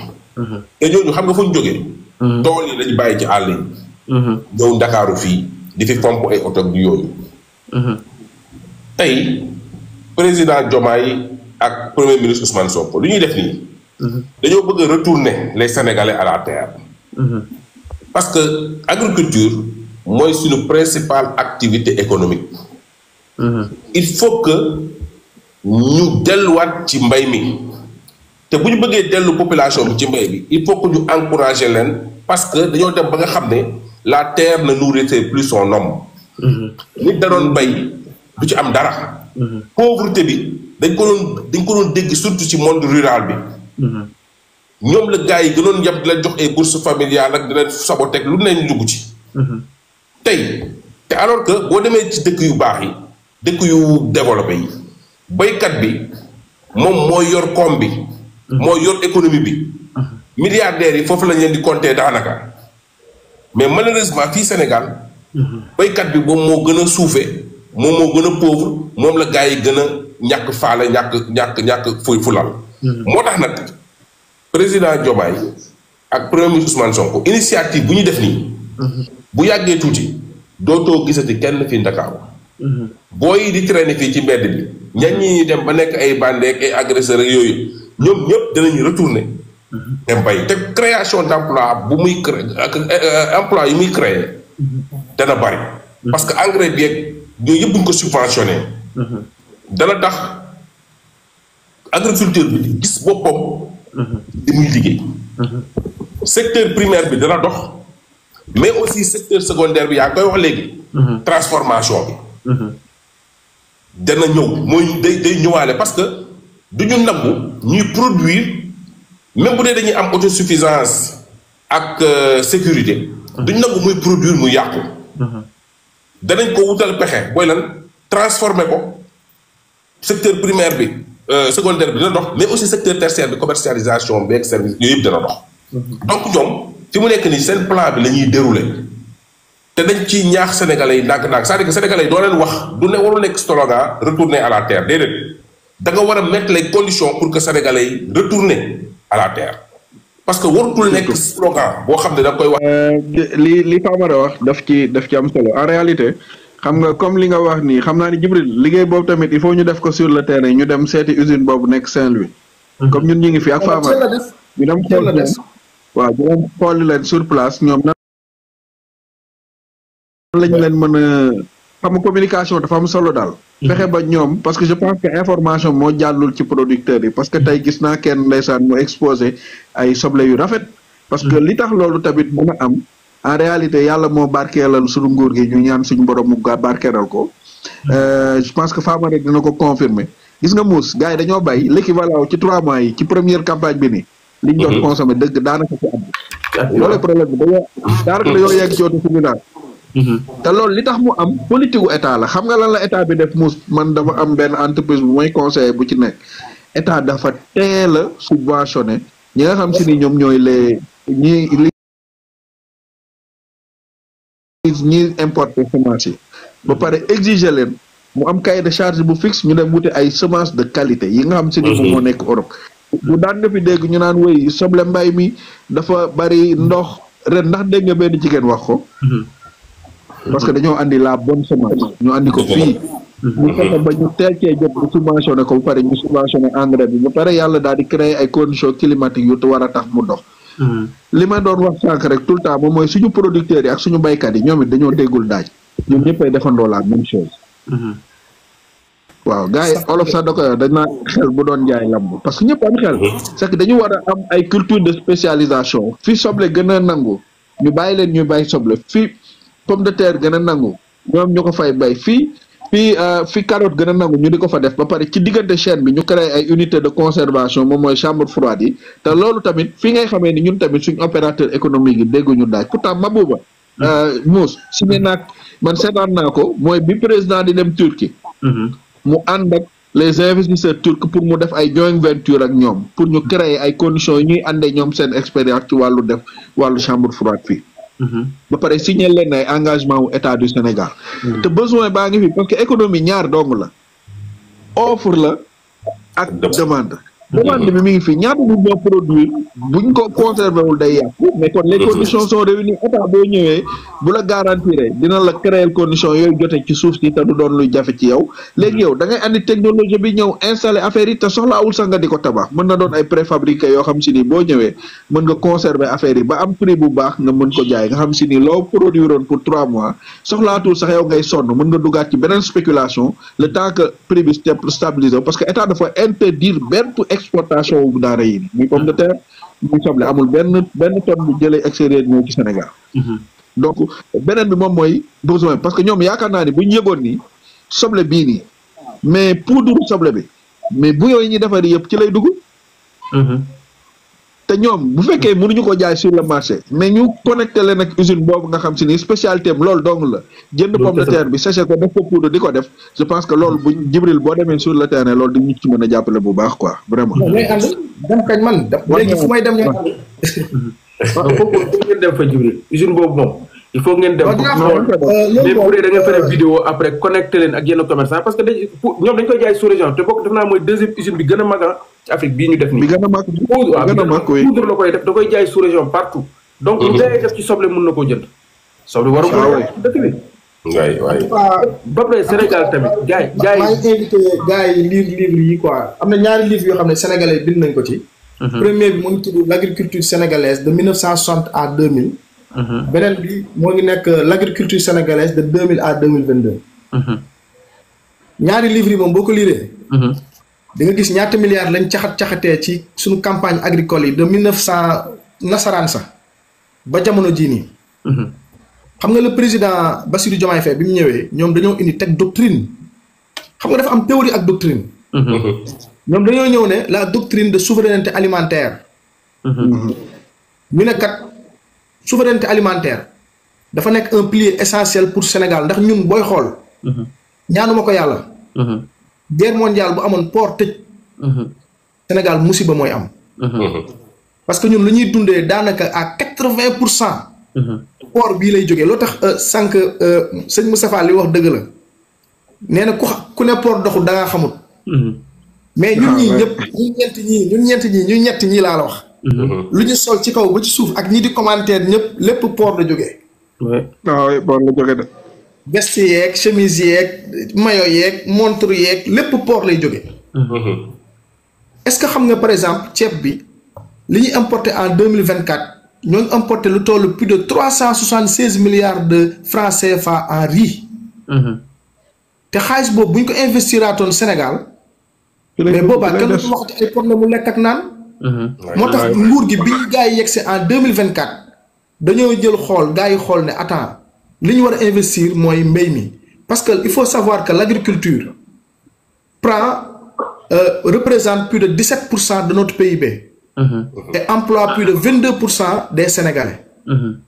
Sans compter nag l'agriculture vivrière bi nga xam ne tey jii boo demee dëkkum taax yi.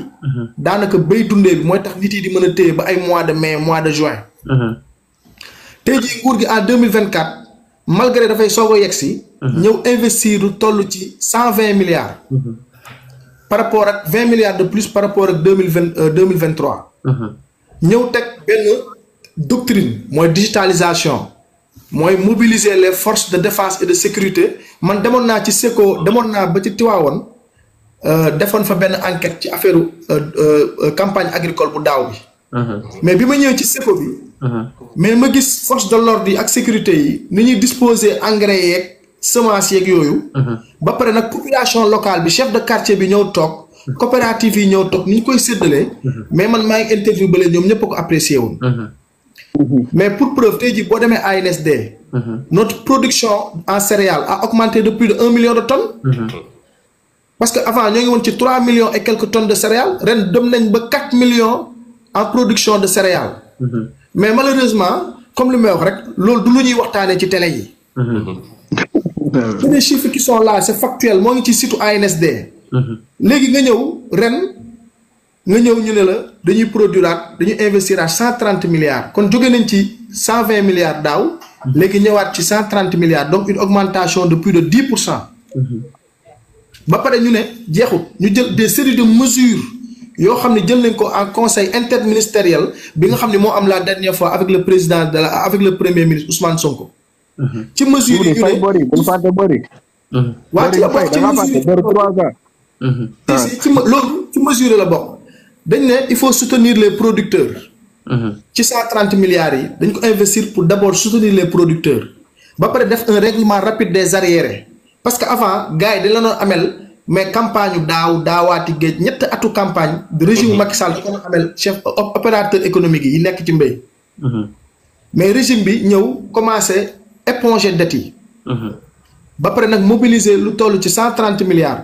jóge fa aussi tamit renforcer li ñuy wax les certifications de semences sànq yéen a ngi ko doon wax mbéy semence la donc semence certifiée moo lay mën a permettre nga am une récolte optimale. nga jóge foofu encore ñu ne le lancement du programme Allo Tracteur. fexe ba béykat yi ñu leen di mobiliser ay moissonneuses batteuses ay tracteurs bu ko defee ñu am efficacité ci durant la campagne agricole. mais aussi li gën a neex surtout mooy les subventions. engrais foliaire bi subventionné nañ ko à hauteur de 94,44%. ak engrais organique yi tamit subventionné nañ ko à hauteur de 90%. maanaam lu doon jar 18 000 francs. ñu wàññi ko ba 1000 francs 1000 francs symbolique. te il faut que nit yi comprendre lan mooy engrais foliaire ak engrais organique. xam nga engrais foliaire ak engrais organique xam nga garab dafay dund par rapport ak ay racinam ak ay xobam. avant on utilisait l'engrais chimique. boo ko defee ci sa tool waxuma la sax suuf si sax. mais nit yi sax di lekk affaire yooyu après day joxe ay cancer.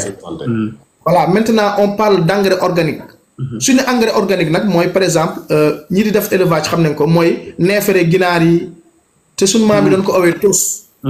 léegi nag bu ñu ñëwee ci engrais foliaire bi subventionné nañ ko à hauteur de 94%.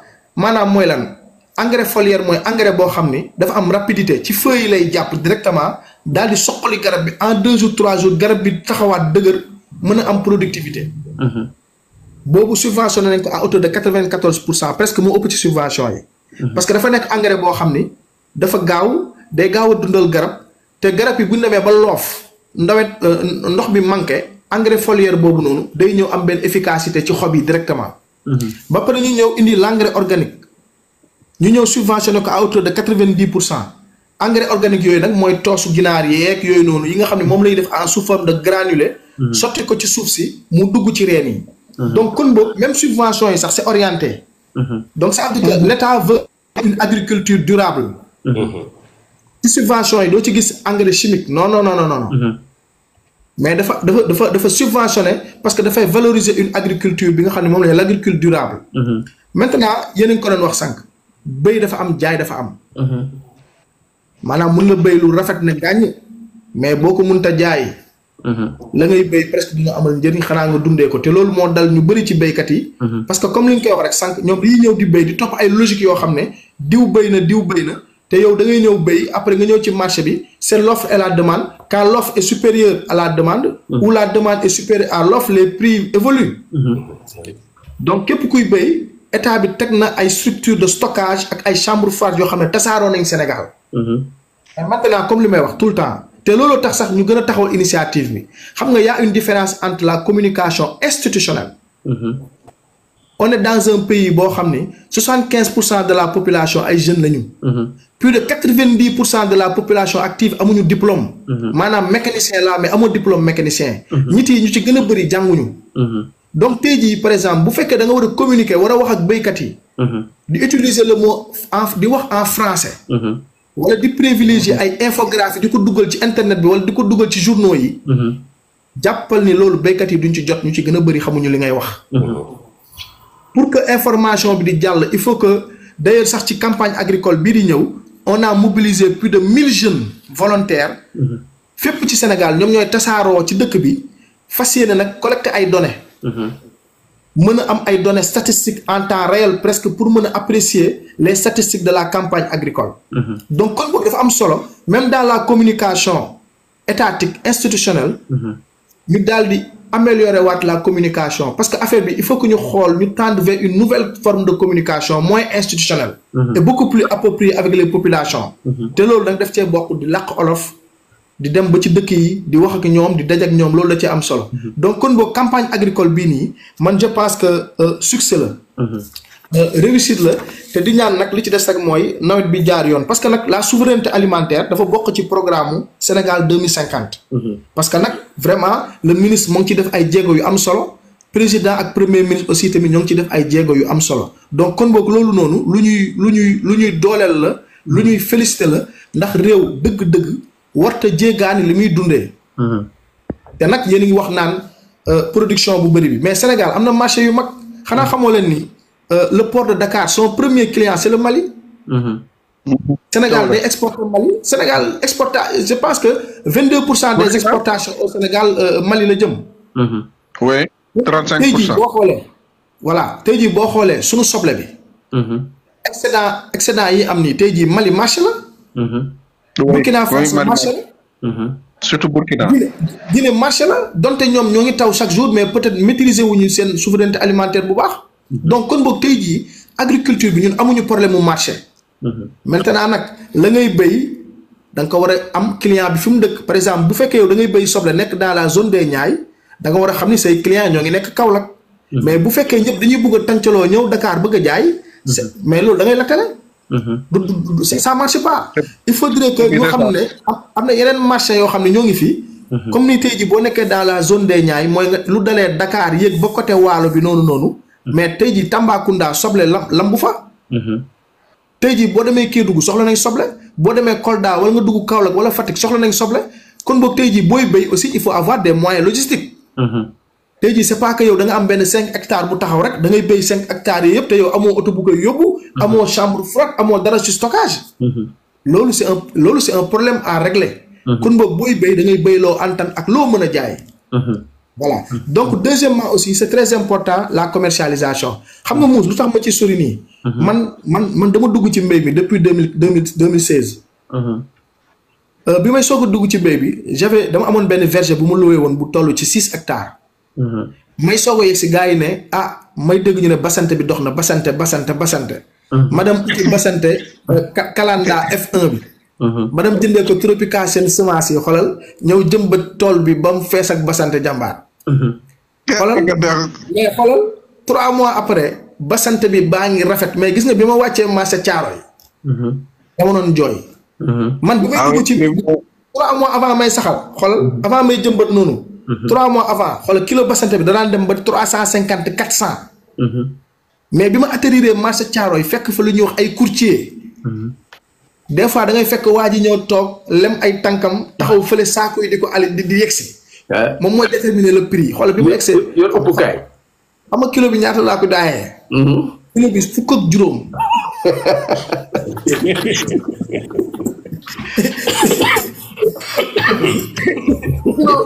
kilo fukk ak juróom. daa xamee ni nekkati. daa xamee ni nekkati booy béy da nga war a xam yow booy béy ban moment la war a pare. voilà ak ban moment nga war a jaay. comprendre nga tey jii par exemple bu heure bii nii booy béy kuy géey gerte heure yi contre-saison day jar. donc loolu yëpp tamit dafa ànd ak xel. dafa ànd ak dem ak ci xel man la dernière fois dem naa Sangalkam état bi taxawal na ay des unités de stockage. yoo xam ne yow foofu da nga fay denc sa soble sa pomme de terre mais en même temps mu taf ci biir benn marché boo xam ne nit yi fa la ñuy jëndee. kon boog béy aussi dafa ànd ak jaay. kon loolu yëpp dafa bokk ci liggéey bi état li mu mën mooy booster. état da lay gunge ba ca géew ba. bu la neexee sotti la saafara takkal la ngem ba wóyal la tëggal la jàppale la yooyu yëpp defal la fay la sa entraînement. mais nag bu desee du dul bëre. état du bëre de. nit ki yow béykat bi yaay dem bëre ji. dafa yomb nga yow filmer sa bopp rek ne man béy naa 50 kii de soble di jarut jaaxle naa yéen non état waxu la nga béy loolu yëpp. nit ki da ngay dem ak sa xel. il faut que nga c'est-à-dire que dañu toll ci monde boo xam ni nit ki chaque fois booy def dara y a des spécialités de l'agro-industrie. loolu yëpp da nga koy capitaliser boo amee sa tool bu 3 hectares 1 hectare yow bu fekkee amoo xam-xam da ngay ooy borom xam-xam yi ñu def ay liggéey yoo xam ne avant ngay attaquer ñu wax la ban béy mooy dox. wala nga dem ba ci béykat yi nga xam ne yàgg nañoo béy. ñoom xam nañ ban moment la ñuy béy ak ban moment lan mooy dox loolu yëpp xam-xam la. donc loolu noonu il faut que état bi aussi tamit lim ci mën mooy accompagner xelal am na benn femme là bu tudd Khady Légume. mais kooku c'est à féliciter. mais femme bu brave man dama ko faa. mais xoolal xale bu jigéen boobu noonu ni mu mënee ñëw moom kese taxawal benn entreprise bu toll noonu. gis nga chaque jour li muy jox liggéey ci ay livreurs. kenn xam nu toll. donc loolu ça montre que ni sénégalais yi ils doivent aller investir dans l'agro-industrie. man de yow dëgg fa yàlla gis nga ba ma jógee ci sama expérience boobu noonu. après rëccuwuma ko quoi après xam naa ban moment ngay war a jëmbat ban moment nga war a saxal ak ban moment ngay bàyyi tool bi noppalu. donc voilà pour bañ a guddal rek loolu nekkoon na benn expérience bu ndaw bu ma dundoon ci affaire agriculture bi quoi. di saluer nag liggéeyu nguur gi bu nekk benn liggéey bu am solo. maintenant nag Mouss. baax na nag ñu fàttali sunu conférence de presse bi la. non foofu la ñuy tëjee parce que instant yi pare nañ def nañ 2h30 de live te grand bi mi ngi ci bureau ba léegi xam naa ni sonn na xiif na donc mi ngi noonu donc léegi dama lay bàyyi nga annoncé conférence de presse bi pour gars yi préparer ko donc mi ngi noonu. voilà bon xam naa ne damay wax daane laale benn yoon. bon li may ñu ko wax mooy je félicite vraiment les followers. parce que bi ñu commencé ba léegi maa ngi gis affaire baa ngi naaw di dem quoi. dem nañ ba actuellement maa ngi 175 personnes yuy suivre. te pourtant ci digg bi moment bi live bi nekk ci digg bi boobu ñoo ngi woon ay 300 yooyu noonu quoi vraiment maa ngi leen di féliciter. aussi Mouss maa ngi lay féliciter parce que gis ndekete bu weesoo patriote bi nga doon. gis naa ni yow tu es un bon manager. voilà donc maa ngi féliciter léegi nag di wax ne. incha allahu rabbi le 10 mai dañuy fas yéene def benn conférence de presse. boo xam ni ñoom Famara incha allahu rabbi même Moussa en live dina intervenir. ñoom Moustapha ak ñoom ñeneen ak ñeneen ay leaders yu siiw a siiw yoo xam ne ñoo ngi ci biir initiative bi te jour boobu noonu ci leen nar a découvrir vraiment bëgg nañu invité gars yi bu ñuy def live bi gars yi partagé ko fexe ba vraiment gars yi jot ci. ñëw adhéré ci góor bi parce que lii ñun ñoo ko bokk. lii projet bi moo ko moom. projet bi moo ko moom te outil la boo xam ne la prochaine fois live bi yeneen spécialiste dinañ ñëw des économistes ay borom xam-xam dinañ ñëw toog comme ñun ni ñu amee xam-xam ci nii ñeneen tamit am nañ xam-xam ci affaire cybersécurité am na suñu waa ji Ben Omar mu ngi ci biir commentaire yi peut-être mënul woon dugg. mais moom tamit c'est un spécialiste en numérique. yoo xam ne ñoom tamit pare nañ pour décortiquer.